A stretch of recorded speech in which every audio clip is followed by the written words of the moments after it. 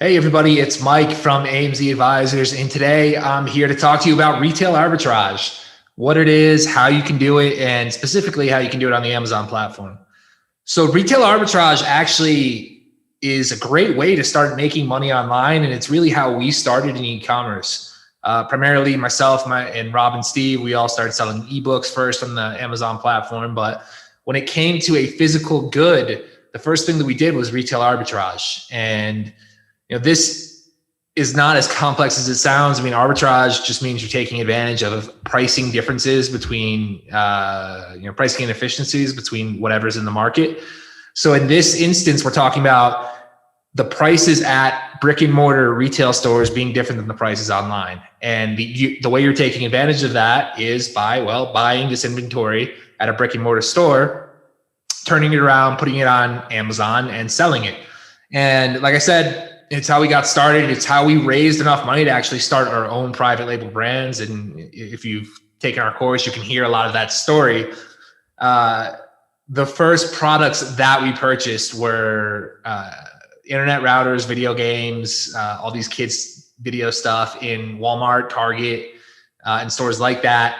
Literally buying as much as we could that we saw on clearance, turning around, selling on Amazon. The first product that we sold was that internet router. We bought it for 20 bucks, sold it for about 80. So that's the difference that we're taking advantage of. I paid 20 bucks for it in store. I sold it for 80 online. I have a $60 margin in there. And then obviously there's Amazon fees taken out of there. But even at the end of the day, when those fees are gone, the amount of money I'm making is pretty significant. And it can be a good way for you to make money as well. We actually generated about $15,000 doing retail arbitrage over the course of about 3 months. And then from there, we took that money and then invested it into private label brands and started growing from there. So to talk a little bit more about what retail arbitrage is, you have to understand more about just reselling generic products in general. Maybe you've heard of the buy box. Maybe you understand how that works already.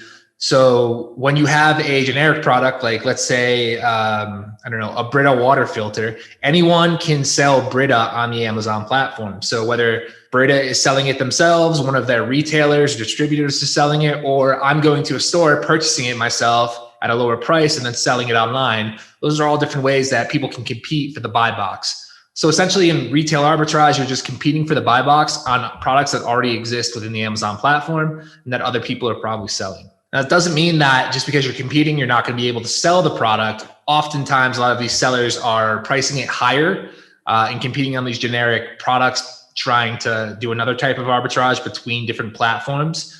So if someone runs out of inventory, they may be the ones buying the buy box and grabbing some sales at a higher price. So even being able to buy it on sale, you may be able to price it lower, win that buy box, and get those sales immediately.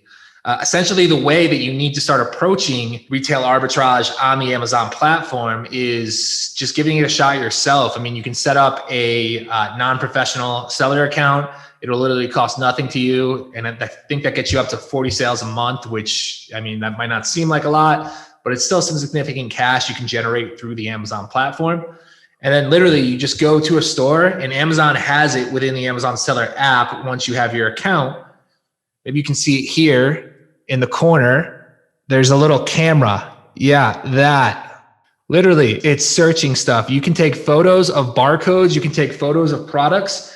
Amazon will show you what that product is selling for on its platform. See the bestseller rank, so you can kind of see how well it's selling. And then actually, you can kind of calculate what you're going to pay for it in the store. And when we were doing this, we were literally going around scanning every barcode that we could find in every store, just to get that inventory and just to get going there. And I think that's really how anyone can start making money online. Retail arbitrage is significantly easier than doing a private label. You can start making money pretty much today if you're going to your local store to go purchasing. So there's a few different things that you're going to want to consider. First of all, like I said, you need to have that app. You then need to consider what your Amazon fees are going to be. And you can kind of get a sense of that through the app once you actually scan a barcode on a product. And then from there, you need to see what you're actually going to purchase the product for in the store. So let's say we see it selling for 50 bucks on Amazon. I can buy it for 20 bucks in the store. It leaves me 30 bucks. I have a 15% referral fee. So that's going to be about $7. If I'm using FBA, probably going to pay another $7. So there's 14. That's $34 in total cost now. and now I'm selling it for 50 bucks. So I'm still making 16 bucks per sale. So that's one good thing that you really need to focus on, is what you're buying it for, what the fees are going to be, and what the price is currently selling for on Amazon. The next thing you really want to consider is how quickly you want to turn over this inventory. You don't want to buy a lot of stuff and just have it sitting in stock, sitting in the Amazon warehouse. It's just going to earn storage fees and things over time, and that's really something you want to avoid. So what I recommend doing is also looking at the best seller rating, which is going to come up when you scan something with that Amazon app. Any product that is probably below 10,000, so from 1 to 10,000 BSR, is probably going to be a product that's going to turn over pretty quickly, and you probably won't have that sitting in your inventory very frequently. That's one good thing to consider. And then the next thing to consider is how many other resellers are competing for the buy box. If there are a lot, like 30, 40 resellers, you probably might want to consider staying away from that, because now you're really competing. Maybe if you have a price advantage on whatever you're seeing it for in the store, it can still make sense if you price a little bit under it and sell quickly. But typically a lot of resellers is something that you maybe want to stay away from. If you're only seeing 10, 5 to 10 resellers, 5 to 15 maybe, that might be a little bit less competitive and easier for you to kind of steal some sales there, but just by using a repricer or pricing a product differently to kind of capture that sale, get that buy box. And that's the best way to really get started in retail arbitrage. It's not as complex as building a private label. Literally package your stuff after you purchase it, send it to Amazon FBA, let them fulfill the orders for you, and you just sit back and make some money. It's a pretty incredible process. If you're interested in learning more about retail arbitrage, you can check out our blog, or if you want to learn more about selling on the Amazon platform in general and ways you can start selling more, just get in contact with us at our website, amzadvisers.com, or email me directly, mike@amzadvisers.com. Thank you and have a great day.